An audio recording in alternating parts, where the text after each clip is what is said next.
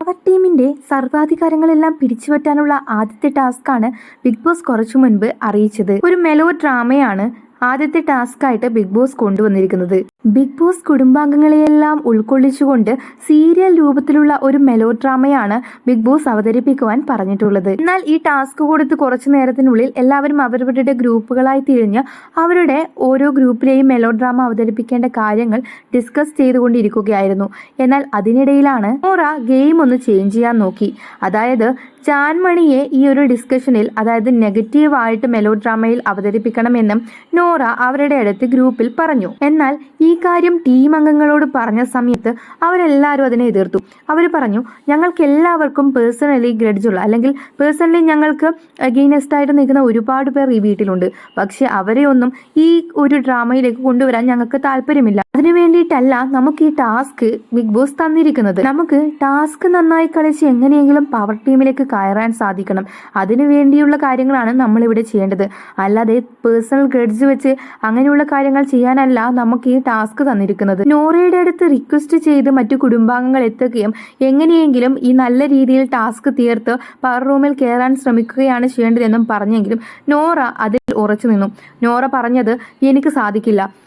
ജാൻമണി എന്നൊരു വ്യക്തിയെ നെഗറ്റീവ് ആക്കുന്ന രീതിയിൽ, അല്ലെങ്കിൽ ജാൻമണിയെ ഈ ഒരു ആക്റ്റിൽ കൊണ്ടുവരുന്നില്ല എങ്കിൽ നിങ്ങൾ ചെയ്തോളൂ, എനിക്ക് വയ്യ ചെയ്യാൻ എന്ന് പറഞ്ഞു നോറ അതിൽ നിന്നും മാറി നിൽക്കാൻ ശ്രമിച്ചു. ബിഗ് ബോസ് കൊടുത്ത ഈ ടാസ്ക് ചെയ്യാൻ എനിക്ക് സൗകര്യമില്ലെന്നുള്ള രീതിയിലാണ് നോറ അവിടെ സംസാരിച്ചതും.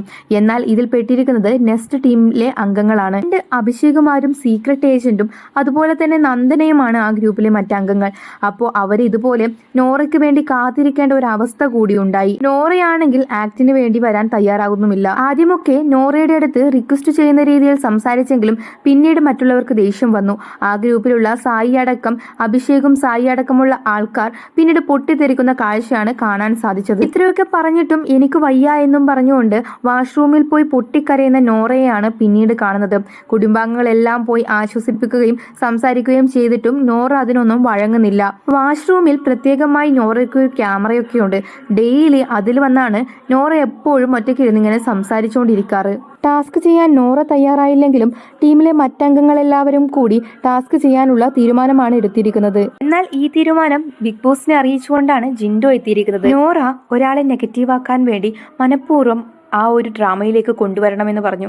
എന്നാൽ മറ്റുള്ള ടീമംഗങ്ങൾക്ക് അത് യോജിക്കാതെ വരികയും അവർ പറ്റില്ല എന്ന് പറയുകയും ഇതുമായി ബന്ധപ്പെട്ട് വഴക്കുകൾ ഉണ്ടാകുകയും നോറ പോയി ഇരുന്ന് കരയുന്നൊരവസ്ഥയുണ്ടായി. അതുകൊണ്ട് തന്നെ നോറ ഈ ടാസ്കിൽ പങ്കെടുക്കുന്നില്ലെന്നും ബാക്കി 4 പേരും മാത്രമാണ് ആ ടാസ്കിൽ പങ്കെടുക്കുന്നതെന്നും ഞങ്ങൾ ബിഗ് ബോസിനെ അറിയിക്കുന്നു എന്നും പറഞ്ഞുകൊണ്ടാണ് ജിൻഡോ എത്തിയത്. ജിൻഡോ ഇത് ക്യാമറ നോക്കി ബിഗ് ബോസിന്റെ അടുത്ത് പറഞ്ഞിരിക്കുകയാണ്. ക്യാപ്റ്റനായതുകൊണ്ട് തന്നെ ക്യാപ്റ്റന്റെ ഭാഗത്തു നിന്നുള്ള ഒരു അറിയിപ്പായിട്ടാണ് ജിൻഡോ ഇത് അറിയിച്ചിട്ടുള്ളത്. ബിഗ് ബോസ് കൊടുത്തൊരു ടാസ്ക് ചെയ്യാതിരുന്നാൽ എന്തായാലും ലാലേട്ടൻ അത് ഈ വീക്കെൻഡിൽ ചോദ്യം ചെയ്യപ്പെടുന്ന ഒരു കാര്യമാണ്. എന്താകുമെന്ന് ലാലേട്ടൻ വരുന്ന എപ്പിസോഡിൽ നമുക്ക് കണ്ടു തന്നെ അറിയാം. പുതിയ ലൈവ് അപ്ഡേറ്റ്സുകൾക്കായി നമ്മുടെ ചാനൽ സബ്സ്ക്രൈബ് ചെയ്യാൻ ആരും മറക്കണ്ട.